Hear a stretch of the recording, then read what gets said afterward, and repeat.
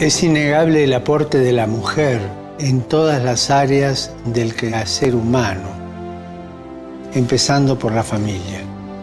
Pero con solo reconocerlo, ¿es suficiente?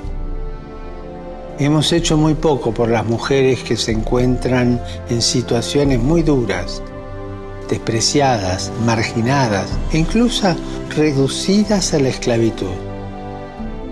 Debemos condenar la violencia sexual que sufren las mujeres y eliminar los obstáculos que impiden su plena inserción en la vida social, política y económica.